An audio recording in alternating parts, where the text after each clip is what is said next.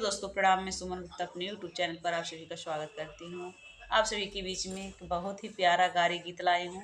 कैसे लगेगा? अच्छा लगेगा तो कमेंट बॉक्स में ज़रूर बताइएगा। वीडियो को आगे बढ़ाइएगा, शेयर कीजिएगा, लाइक सब्सक्राइब करिएगा।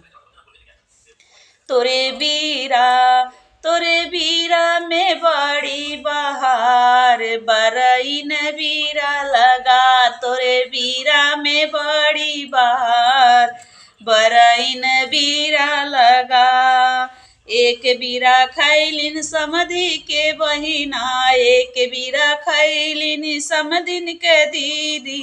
अरे खात गर्भ रही जाय, बरईन बीरा लगाय। अरे खात गर्भ रही जाय, बरईन बीरा लगा।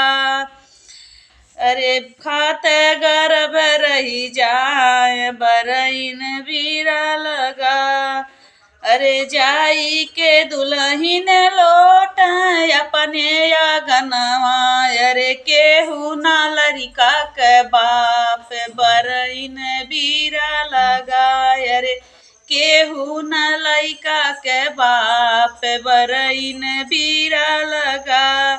अपने ओ सरवा से बोलल कवन रमाय, अपने ओ सरवा से बोलल कवन रमाय। अरे हम हई लड़का के बाप, बरईन बीरा लगा। अरे हम हई लड़का के बाप, बरईन बीरा लगा। तोरे बीरा में अजबे बहार, बरईन बीरा लगा। तोरे बीरा में बड़ी बहार, बरईन बीरा लगा।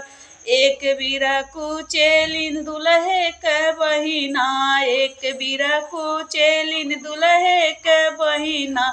अरे खात गर्भ रही जाय, बरईन बीरा लगाय। अरे खात गर्भ रही जा, बरईन बीरा लगा।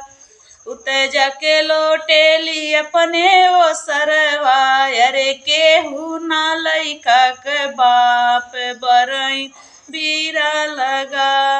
अपने ओ सरवा से बोलल कवन भैया, अपने ओ सरवा से बोलल कवन भैया।